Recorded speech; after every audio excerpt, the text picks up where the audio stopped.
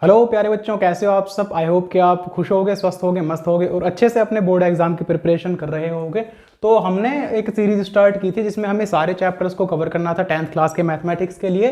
2 chapter हमने कर लिए हैं 2 पिछली वीडियोज़ में, क्लासेज में, ठीक है। और अब हम चलते हैं चैप्टर 3 की तरफ। तो चैप्टर 3 है दो चर वाले रैखिक समीकरण युग्म, यानी कि pairs of linear equation in 2 variable. 2 variable में हमारे पास में रैखिक समीकरणों के लीनियर इक्वेशंस के युग्म होते हैं, पेयर होते हैं, उनको सोल्व करना होता है।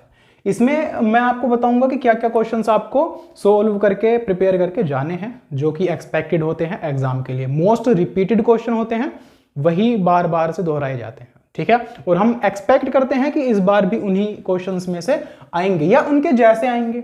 अगर आपने ये जो मैं अभी कराऊंगा ना ये कर लिए, तो जो एग्जाम में क्वेश्चंस आएंगे इस चैप्टर से रिलेटेड उनको आप आसानी से ही खत्म कर दोगे, ठीक है। तो देखो इसमें जो है ना, सबसे पहले हमारे पास में क्वेश्चन किस प्रकार का आता है। एक टेबल है, एक टेबल है, उस टेबल में से अक्सर क्वेश्चन बन जाता है, कैसा भी बन जाएगा उसमें से, तो चाहे वो एमसीक्यूज का बने, वेरी शॉर्ट का बने, शॉर्ट का बने, और लॉन्ग का भी उसी में से बन जाता है, ठीक है। टेबल आपको पता ही है, आपने पढ़ी ही है, वो कई बार पढ़ी हुई है। उसमें हमें देकर रखता है कि इस रेखिक समीकरण का जो हल है वो कैसा है। वो क्या अद्वितीय है, यानी कि सिर्फ एक हल है, क्या अनेक हल हैं, या सिर्फ उसका कोई हल नहीं है, उसका कोई भी हल नहीं है, ठीक। तो इस प्रकार से 3 चीजें आती हैं, 3 कंडीशन बनती हैं। अब उसी में से संगत असंगत भी पूछ लेता है। उसी में से अगर हम ग्राफ खींचने लग जाएं उस इक्वेशन का, तो ग्राफ कैसा होगा, यानी कि दो लाइन आएंगी, क्या वो प्रतिच्छेद करेंगी, क्या वो प्रतिच्छेद नहीं करेंगी, या वो संपाती जाएंगी, या वो समांतर जाएंगी, इस प्रकार से, ठीक है। तो कितनी कंडीशन आई मेरे पास में, 3 कंडीशंस आई। आपको देखो बहुत ज्यादा मुझे बताने की इस समय जरूरत नहीं है, क्योंकि आपने ये चीजें पढ़ी हुई हैं। बस यहां पर क्या काम करना है, आपको रिवीजन ही तो करना है। तो हम ax plus B Y plus C is equal to 0 मूल स्ट्रक्चर है, बेसिक स्ट्रक्चर है इक्वेशन का। ax plus B Y plus C is equal to 0। जो x की गुणा में होता है वो a, जो y की गुणा में होता है वो b, और जो कांस्टेंट वैल्यू होती है वो c। इस प्रकार से 2 इक्वेशन होंगी, तो इसलिए हम इनको a1x b1y और c1 मानकर चलते हैं, और दूसरी इक्वेशन को a2x plus b2y plus c2 is equal to 0 लेकर चलते हैं, ठीक। अब इसमें से जो है ना कि किस प्रकार से हमारी कंडीशंस बनेगी, जो 3 है वो आपको याद होना बहुत बहुत बहुत ज्यादा जरूरी है, बहुत ज्यादा जरूरी। क्योंकि एक क्वेश्चन जो है ना आ ही जाएगा, कम से कम एक क्वेश्चन, 2 या 3 भी आ सकते हैं, क्योंकि वेरी शॉर्ट में भी और एमसीक्यूज में भी बन सकता है, लॉन्ग में भी बन सकता है इससे रिलेटेड। तो ये तो टेबल आपको याद होनी ही चाहिए, जो मैं अभी आपको बताऊंगा। होगी भी किसी किसी को याद, एक बार फिर से देख लेंगे, ठीक है।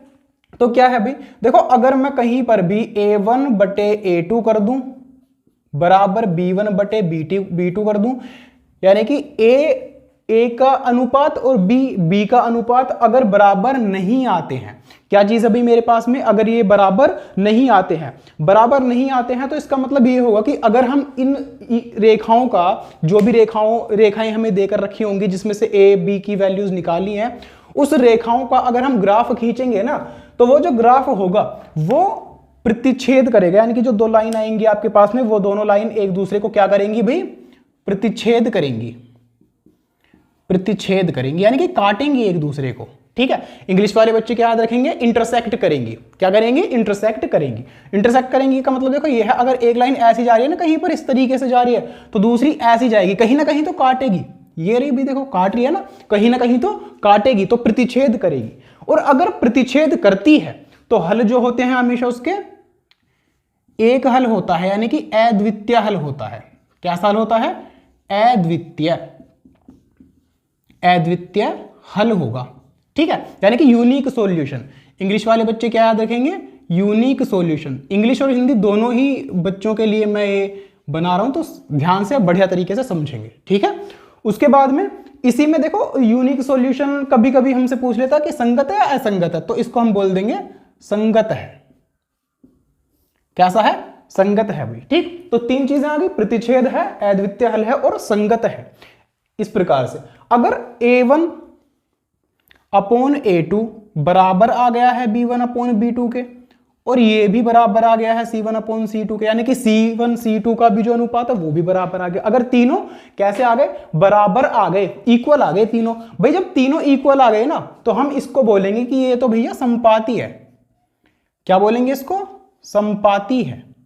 संपाती का मतलब देखो सिर्फ इतना होगा कि वो जो है ना वो एक सीधी लाइन में जाएंगे, यानी कि जो दोनों लाइनें हैं वो एक के ऊपर एक जाएगी।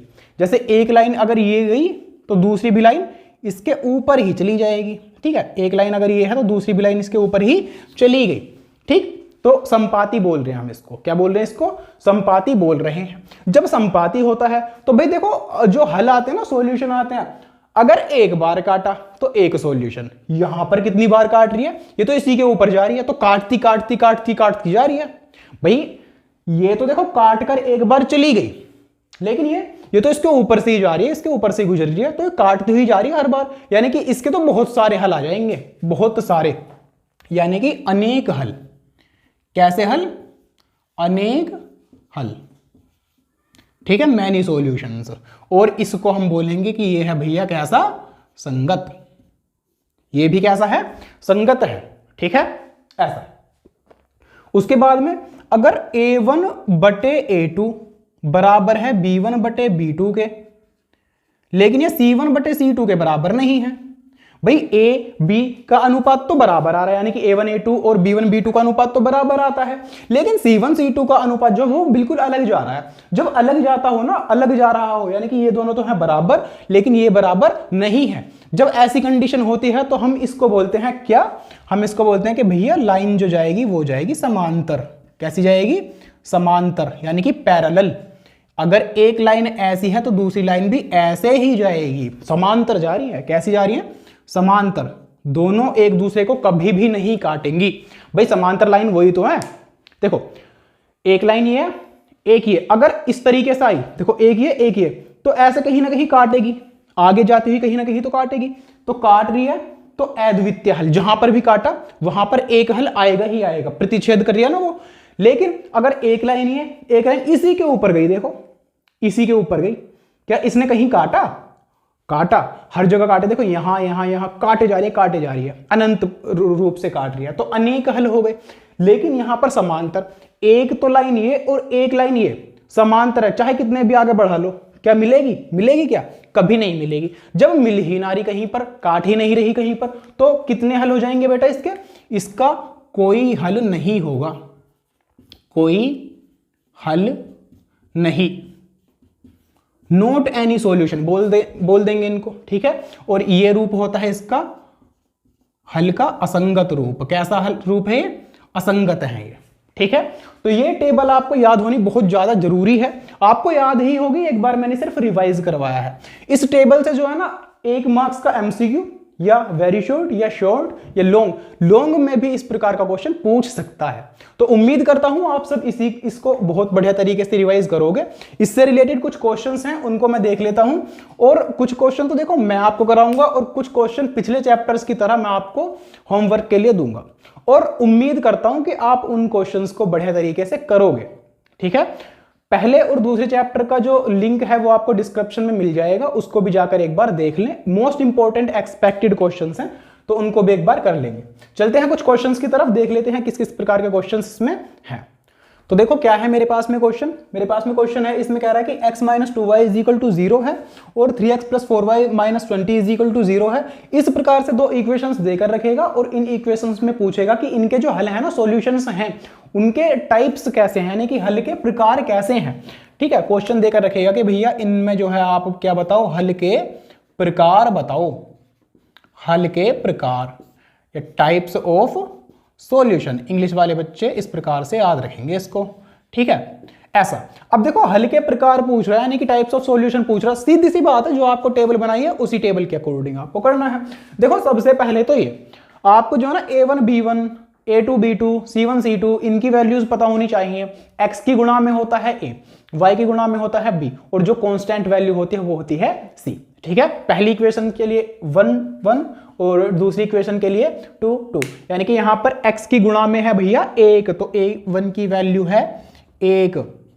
देखो कुछ नहीं है ना भाई, x की गुणा में कुछ नहीं, यानी कि 1 तो है, कुछ नहीं जहां पर कुछ ना दिखे वहां पर एक तो होता ही है गुणा में, ठीक है। और a2 की वैल्यू भाई 3।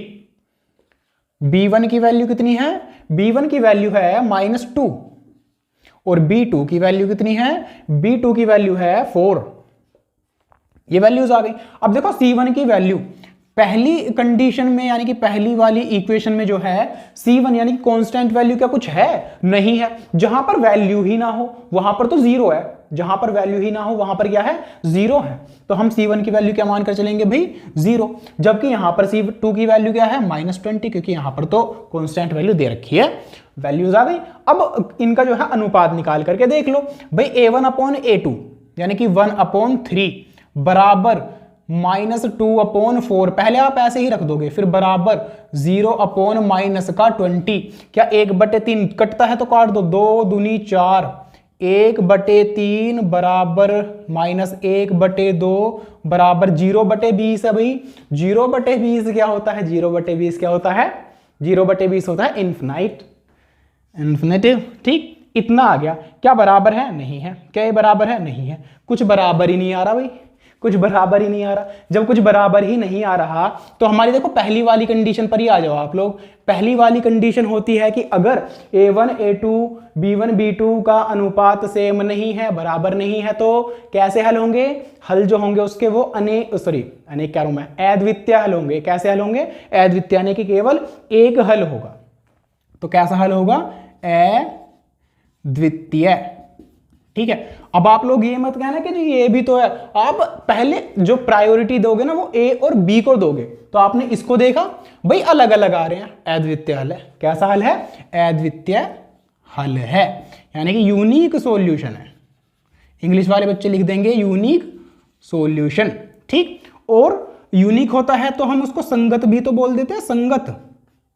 कैसा है, संगत, ठीक है। और अगर ग्राफ की बात पूछे कि भैया ग्राफ कैसा बनेगा, तो ग्राफ जो बनेगा वो बनेगा प्रतिच्छेदी, यानी कि जो लाइंस बनेंगी वो एक दूसरे का इंटरसेक्ट करेंगे, ठीक है। आई होप कि आप सभी को समझ में आ गया होगा। कुछ भी नहीं है क्वेश्चन में। इस प्रकार का क्वेश्चन वेरी शॉर्ट में पूछ सकता है, ऐसी इक्वेशन दे सकता है या फिर इस प्रकार की इक्वेशन आपको दे देगा। तो ये क्वेश्चन मैंने कराया है आपको, आप समझे होंगे। एक बार फिर से देख लेंगे, ठीक। कुछ भी इसमें नहीं है, कोई डाउट होगा तो उसको पूछेंगे। उसके बाद में ये वाला क्वेश्चन आप होमवर्क के लिए करके लेकर आओगे, ठीक है। जरूर करके देखेंगे इस प्रकार के क्वेश्चन, छोड़ेंगे नहीं एक भी, ना तो यहां पर और ना ही एग्जाम में। अगर आप यहां पर सारे क्वेश्चन करोगे ना तो मैं दावे के साथ कह रहा हूं बेटा एग्जाम में सारे क्वेश्चन करके आओगे, वहां पर भी कुछ भी छोड़कर नहीं आओगे, ठीक है। तो इसको आप होमवर्क में करके लेकर आओगे। तो इसके बाद में क्वेश्चन है मेरे पास में, देखो ये कह रहा है कि एक आपको ये दो इक्वेशन दे रखी हैं, x - 2y - 3 = 0 व 3x + ky - 1 = 0 के अद्वितीय हल के लिए, अद्वितीय मतलब यूनिक सॉल्यूशन के लिए आपको k का मान ज्ञात करना है। Find the value of k for the unique solutions of equation x - 2y - 3 = 0 and 3x + ky - 1 = 0। दो इक्वेशन दे रखी हैं और दोनों के जो सॉल्यूशन है वो कैसे हैं बेटा, वो है यूनिक यानी कि अद्वितीय। अद्वितीय हल होते कैसे हैं, तो आप जब इसको सॉल्व करने लगोगे ना तो सबसे पहले देखो a1 a2 b1 b2 और c1 c2 की हालांकि हमें जरूरत नहीं है, क्योंकि अद्वितीय हल में क्या नियम लगाते हैं कि a1/a2 बराबर नहीं होना चाहिए b1/b2। तो ab की आवश्यकता है सिर्फ, ठीक है। तो a1 a2 b1 b2 के मान आप निकाल लो। कहां से निकालेंगे भाई, इक्वेशन से। x की जो गुणा में है वो होता है a, y की जो गुणा में है वो होता है b। तो पहली इक्वेशन में x की गुणा में देखो यहां पर दिख थोड़ी रहा है कुछ, तो 1 है, a1 की वैल्यू 1 है, और यहां पर x की वैल्यू यानी कि a की वैल्यू है 3। यहां पर b1 की वैल्यू जो है वो है -2। चिन्ह साथ में लेना जरूरी होता है, तो -2 लिखोगे आप लोग, -2। b2 की वैल्यू है k, b2 की वैल्यू हो गई k, ठीक है। अब अद्वितीय हल के लिए किसके लिए क्या काम कर रहे हैं हम, अद्वितीय हल के लिए, क्योंकि अद्वितीय हल ही तो कह रहा है क्वेश्चन में। इंग्लिश वाले बच्चे क्या लिखेंगे, for unique solution, unique solution, ठीक है। अब बेटा अद्वितीय हल के लिए कंडीशन क्या होती है, इधर लिख लेता हूं, चलिए कंडीशन मैं यहीं पर लिख रहा हूं। अद्वितीय हल के लिए कंडीशन क्या होती है, a1/a2 बराबर ना होना चाहिए b1/b2 के। यानी कि A1 A2 का जो अनुपात है वो B1 B2 के अनुपात के बराबर नहीं होना चाहिए। ठीक है, चाहे कुछ भी हो, बराबर ना हो। ठीक, तो क्या काम करोगे आप लोग भाई, A1 की वैल्यू 1 यानी कि 1/1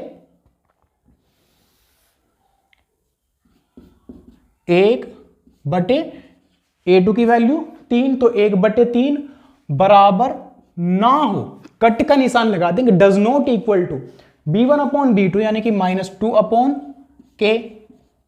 ठीक, काम सारा वही जो हम करते हुए आते हैं पहले से ही, क्रॉस मल्टीप्लाई कर दो, K 1 जा K, तो K does not equal to 3 2 जा 6 -6, तो K की जो वैल्यू है वो -6 नहीं होनी चाहिए। चाहे कुछ और हो, उससे हमें कोई मतलब नहीं है, बस K की जो वैल्यू है वो -6 नहीं होनी चाहिए। तो यही हमारा इसका आंसर हो जाएगा। इतना सा क्वेश्चन है बस, वेरी शॉर्ट में आराम से क्वेश्चन पूछ सकता है। ठीक है, आई होप कि आपको समझ में आया होगा। इसी के जैसा एक क्वेश्चन देकर रखता हूं आपको, उसको आप लोग घर से करके लेकर आओगे। ठीक है, तो इसके बाद में क्वेश्चन है जो आपको घर से करना है। देखो इसमें जो है ना, सेम ऐसे ही दो इक्वेशन दे रखी हैं, इक्वेशन x + 2y = 3 और 5x + ky = 15 के अनगिनत हल के लिए। इस बार अनगिनत हल कह रहा, अनगिनत यानी कि अनेक हल, यानी कि मैनी सॉल्यूशंस के लिए आपको k की वैल्यू फाइंड आउट करनी है।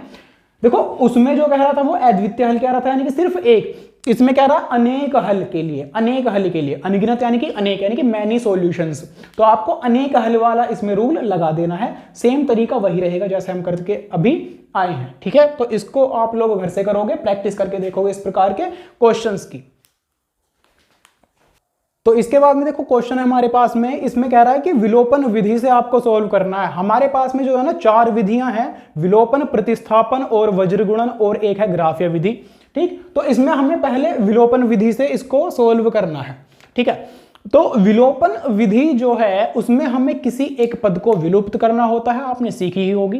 किसी भी एक विधि से एक क्वेश्चन जरूर देकर रखेगा, आपको करने होंगे। ठीक, तो इस प्रकार का क्वेश्चन आप मानकर चलेंगे कि इस प्रकार का क्वेश्चन आएगा जिसमें पॉइंट दे रखे हो, या रूट वाला क्वेश्चन भी कभी कभी देकर रखता है, उसको भी मैं अभी आपके सामने कराऊंगा। ठीक, तो इसको करने का जो है बहुत ही इजी तरीका क्या है, देखो हमारे पास में जो है पॉइंट देखो कहां पर लगा हुआ है, पॉइंट के बाद में एक डिजिट, पॉइंट के बाद में एक डिजिट, पॉइंट के बाद में एक डिजिट, एक डिजिट दे रखी है। तो आप एक काम कर लो भाई, इस वाली इक्वेशन में भी मल्टीप्लाई कर लो 10 से, और इस वाली इक्वेशन में भी मल्टीप्लाई कर लो 10 से। जब देखो आप लोग मल्टीप्लाई करोगे ना 10 से, तो इक्वेशन कुछ क्या हो जाएगी, इक्वेशन हो जाएगी, चाहो तो आप लिख लेंगे मल्टीप्लाई बाय 10, या 10 से मल्टीप्लाई, 10 से गुणा करने पर तो 10 दूनी हो जाता है 20, लेकिन एक पॉइंट लगेगा तो ये हो जाएगा 2x, सिर्फ क्या हो जाएगा 2x, प्लस ये हो जाएगा 3y इज इक्वल टू ये हो जाएगा सिर्फ 13। भाई 10 से मल्टीप्लाई करके यही तो चेंज आएगा इसमें। उसके बाद में ये हो जाएगा 4x + 5y is equal to 23। इतना काम हो गया बस भाई। अब बताओ इसमें है ही क्या आखिर। भाई विलोपन विधि में आपको पता है किसी एक पद को विलुप्त करना होता है, खत्म करना होता है। क्या करना होता है? विलुप्त या खत्म करना होता है। अब मैं या तो x को करूं या y को करूं, खत्म वो ही हो सकता है जो सेम सेम दिख रहे हो। भाई प्लस माइनस करने पर वही तो कटेगा। अगर मैं इसमें से इसको घटाऊं, माइनस करूं, तो जब सेम सेम पद होंगे तभी तो कटेंगे। जैसे कि भाई अगर आप इसमें से इसको घटाते हो तो 4x में से 2x गया तो 2x बचे, x तो बच रहा है लेकिन हमें खत्म करना था। 5y में से 3y गए तो 2y बचे, जबकि खत्म करना है हमको तो खत्म थोड़ी हुआ।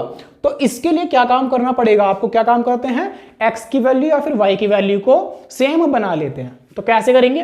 देखो अगर मैं पहली वाली इक्वेशन में इसको इक्वेशन फर्स्ट, इसको इक्वेशन सेकंड, इक्वेशन फर्स्ट में मल्टीप्लाई किससे कर दूं? 2 से।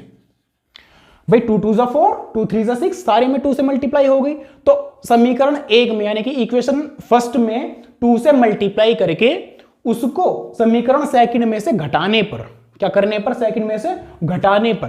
तो हम क्या लिखेंगे? समीकरण 1 में 2 से गुणा करके समीकरण 2 को घटाने पर भाई पहली वाली समीकरण में 2 से गुणा कर रहा हूं और जो आएगा ना उसमें से मैं समीकरण 2 को घटा रहा हूं।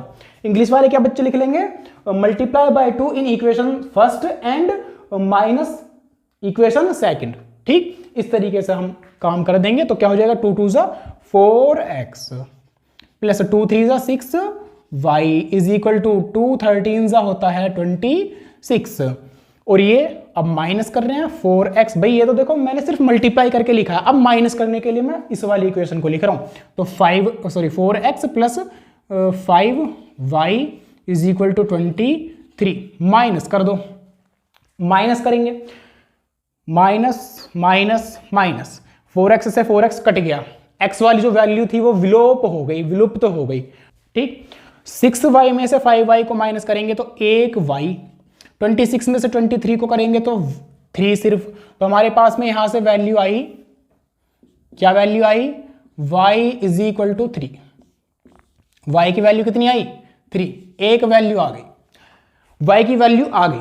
अब y की वैल्यू को किसी भी इक्वेशन में आप पुट कर सकते हो, या तो इक्वेशन फर्स्ट में या फिर इक्वेशन सेकंड में। तो putting the value of y in equation first या इक्वेशन सेकंड, y का मान इक्वेशन फर्स्ट या इक्वेशन सेकंड में रखने पर किसी भी एक इक्वेशन में आप रखोगे तो x का मान आ जाएगा। चलिए इसको कर देते हैं पूरा। y का मान समीकरण 1 में रखने पर, जब 1 में रखेंगे तो 1 क्या है भाई, 2x plus 3y is equal to 13 है। तो 2x प्लस 3 इंटू वाई की value 3 is equal to 13। 2x plus 3 3 ज़ा 9 इज इक्वल टू 13। तो 2x बराबर कितना आ गया, 13। ये प्लस का 9 उधर जाएगा तो -9।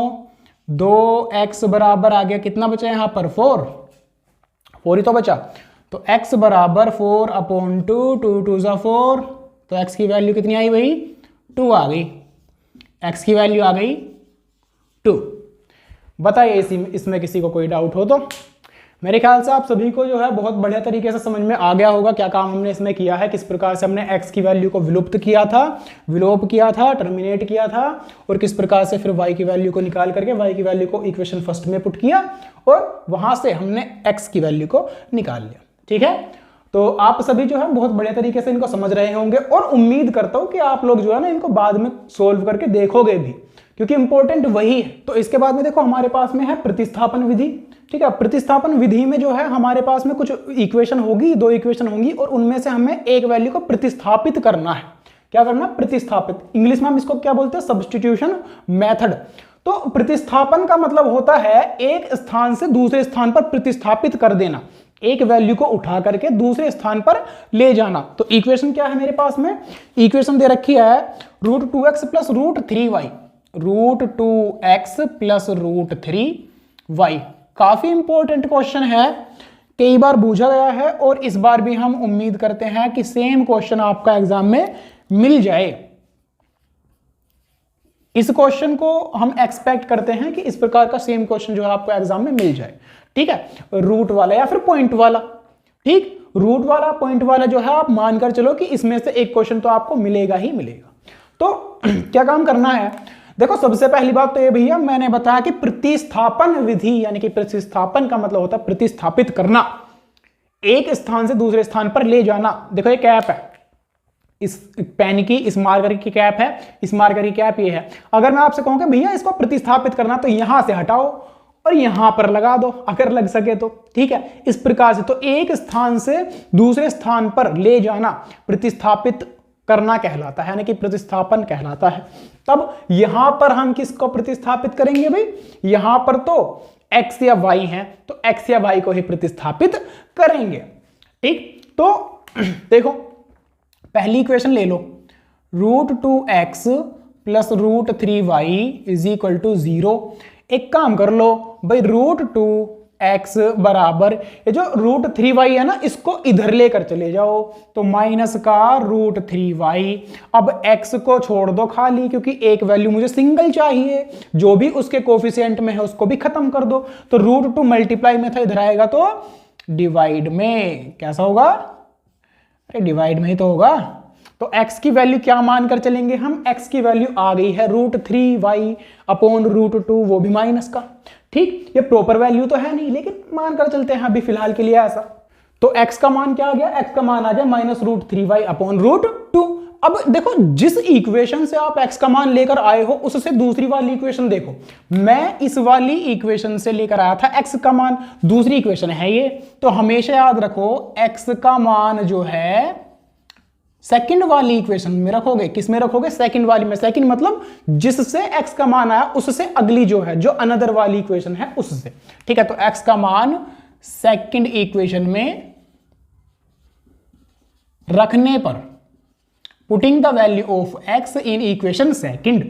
भाई जब आप इसका इक्वेशन सेकंड में रखोगे तो इक्वेशन सेकंड है √3x -√8y is equal to 0। √3 into X की वैल्यू कितनी, x की वैल्यू √3y/√2 जो अभी अभी लेकर आए हैं, माइनस का √3y/√2 और माइनस ए वाला √8y इज इक्वल टू 0 हो गया। कैलकुलेट करो, √3 की √3 में करूंगा तो भैया 3 आएगा, y/√2 माइनस √8y/1 मान सकता हूं बराबर 0। यहां पर माइनस का भी तो है, हाँ जी माइनस का भी है। √2 1 सा √2 हो गया, क्या हो गया √2 माइनस √3y माइनस, देखो मैं एलसीएम ले रहा हूं √2, क्रॉस मल्टीप्लाई भी तो करूंगा, √3 1 सा 3 तो 3 ही आया। यहां पर भाई रूट थोड़ी है, रूट नहीं है यहां पर, सिर्फ माइनस है। ठीक, माइनस है सिर्फ। ठीक, √2 √8, 8 2 सा 16 होता है, √16 हो गया। √16 की वैल्यू क्या होती है, 4 होती है, सिर्फ क्या होती है 4 होती है, और साथ में क्या है y, और अपोन में क्या है सारे के √2 बराबर में क्या है 0। अब इस बटे वाले √2 को इधर लेकर जाओगे तो 0 ही तो हो जाएगा भाई, क्या हो जाएगा 0। तो क्या बचा मेरे पास में, बचा सिर्फ, मेरे पास में आ गया माइनस, देखो -3 -4 तो ये हो गया माइनस का 7, माइनस का 7 और साथ में y इक्वल्स टू में ये √2 इधर गया तो 0, क्या आ गया 0, तो -7y इज इक्वल टू 0 हो गया, y इज इक्वल टू आ जाएगा क्या 0, y की वैल्यू क्या आ गई 0 आ गई। तो अब इस y का जो मान आया 0, इसको किसी भी एक इक्वेशन में रख लो। भाई y का जो मान आया है, y का मान किसी भी इक्वेशन में रख सकते हैं, इक्वेशन समीकरण 1 में रखने पर। ठीक है, जब 1 में रखूंगा तो √2x प्लस √3 इंटू वाई की वैल्यू 0 इज इक्वल टू 0, तो √2x plus 0 is equal to 0, √2x is equal to 0 और x इज इक्वल टू आ गया भैया क्या 0, यानी कि x और y दोनों की वैल्यू कितनी आ गई है, x और y दोनों की वैल्यू आ गई मेरे पास में 0। ठीक है, मुझे x और y की वैल्यूज चाहिए थी, x और y की वैल्यूज मेरे पास में आ गई 0। ठीक है, आई होप कि आप सभी को समझ में आया होगा बढ़िया तरीके से, कुछ भी नहीं है इसमें, बहुत ही इजी क्वेश्चन है। बस आपको मेथड याद रखना है कि x की वैल्यू को या y की वैल्यू को किसी भी एक को प्रतिस्थापित कर दो और दूसरी वैल्यू को हम इस तरीके से निकाल लेंगे। ठीक, तो हमारे पास में कितनी कौन कौन सी विधि पढ़ी हमने, विलोपन पढ़ी, प्रतिस्थापन पढ़ी। ठीक, एक ग्राफीय विधि बहुत इंपॉर्टेंट है, उसको और पढ़ेंगे हम। ठीक है, वज्रगुणन भी है, उससे पहले हम पढ़ेंगे कौन सी विधि, ग्राफीय विधि। इससे रिलेटेड कुछ क्वेश्चन दे दूंगा मैं आपको, जो आपको घर से करने हो। तो देखो इसके बाद में मेरे पास में क्वेश्चन है ग्राफीय विधि के लिए। ग्राफीय विधि काफी इंपॉर्टेंट है, ठीक है, और थोड़ी सी लेंथी भी है, ज्यादा बड़ी भी नहीं है, लेकिन थोड़ा सा इसमें ध्यान से देखना पड़ेगा आपको। ठीक है, 2 स्टेप है करने के। सबसे पहले हमें जो है x और y की कुछ वैल्यू निकालनी पड़ती है अपने पास से, फिर उन वैल्यूज से एक ग्राफ बनाना पड़ता है। उस ग्राफ में जहां पर भी लाइन्स एक दूसरे को काटेंगी, यदि काटेंगी तो जहां पर काटेंगी वहां पर उसका एक हल आएगा। अगर समांतर जा रही है तो सीधी सी बात है भैया अनेक हल होंगे। ठीक है, और अगर पैरेलल जा रही है तो सीधी सी बात है कैसे हल होंगे, एक भी हल, कोई भी हल उसका नहीं होगा। तो यही चीज हमें इसमें देखनी पड़ती है। हमसे पूछ लेता है कि बताओ कि इन इक्वेशंस के किस प्रकार के हल होंगे ग्राफीय विधि से। ठीक है, जैसे हमने पहला वाला क्वेश्चन करा ना, उसमें तो हमने a1 b1 a2 b2 इस तरीके से जो है अनुपात निकाल करके तब बताया कि इनके हल जो है अनेक होंगे, अद्वितीय होंगे या फिर कैसे होंगे। अब हमसे पूछेगा कि ग्राफीय विधि से बताओ और हल ज्ञात भी कर लो, अगर हैं संगत हैं तो हल ज्ञात भी कर लो। ठीक है, तो हम क्या काम करते हैं, देखो सबसे पहले भाई पहली इक्वेशन है मेरे पास में, पहली इक्वेशन है x प्लस 3y बराबर 6, मैंने इसी को ले लिया। ठीक है, इसमें x और y की वैल्यूज जो है अपने पास से कुछ निकाल कर देख लो, कम से कम 2 निकालते हैं, अधिक से अधिक आप लोग 3 या 4 निकाल सकते हो, 2 तो होनी ही चाहिए। तो x का मान मैंने अपने पास से रखा भाई, कुछ ऐसा मान रखना पड़ता है जिससे दूसरा जो मान है वो एक पूर्ण संख्या है, होल नंबर है। तो x की वैल्यू मैंने 0 रख ली, x बराबर 0 रखने पर, ध्यान से देखेंगे इसको, तो x की वैल्यू 0 पुट करी तो 0 प्लस 3y बराबर 6, यानी कि 3y बराबर 6, सिर्फ y बराबर 3 दूनी 6, यानी कि y की वैल्यू आ गई 2। ये कोई प्रॉपर वैल्यू नहीं आई है, ये सिर्फ मैंने अपने पास से अभी फिलहाल निकाली है पहली इक्वेशन के लिए। तो x का मान रखा 0 तो y का मान आ गया 2। x का मान एक और रखो, एक और क्या रखूं भाई मैं, अगर 1 रखता हूं तो 1 हो जाएगा 5/3 नहीं लेंगे, 2/3 नहीं लेंगे। चलो दूसरा मान मैं रखता हूं इसमें 3, x का मान रखता हूं 3।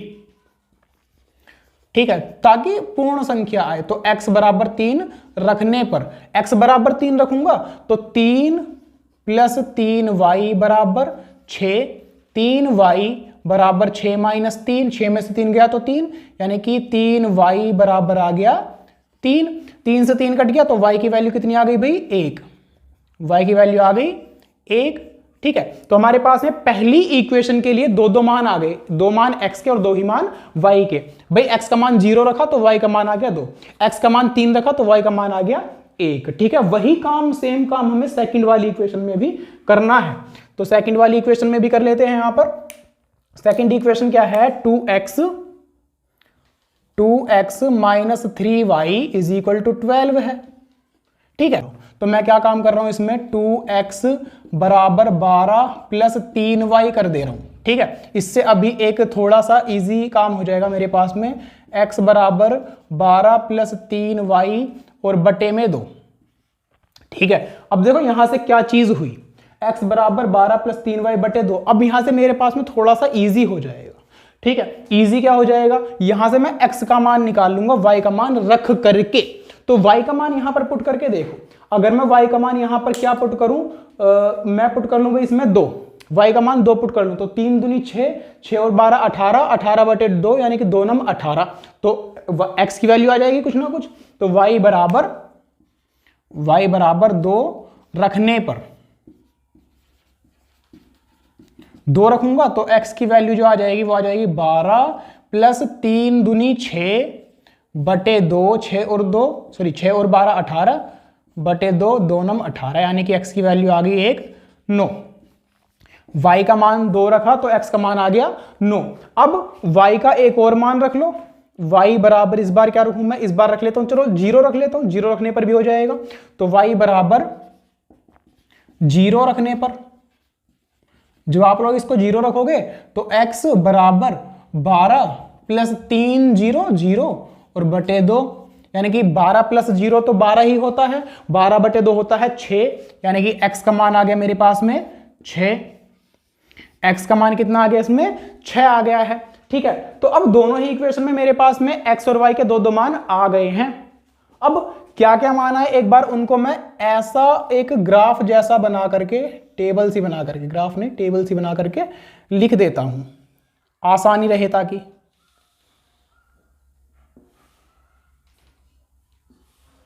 देखो एक तो मान x का और एक मान y का, पहली वाली इक्वेशन में लिखेंगे पहले। देखो पहली वाली इक्वेशन में x का मान रखा था 0, x का मान 0 रखा था तो y का आया था 2। फिर उसके बाद में x का मान रखा था मैंने कितना, x का मान रखा था 3, तो y का मान आया था 1। ये पहली इक्वेशन का काम था।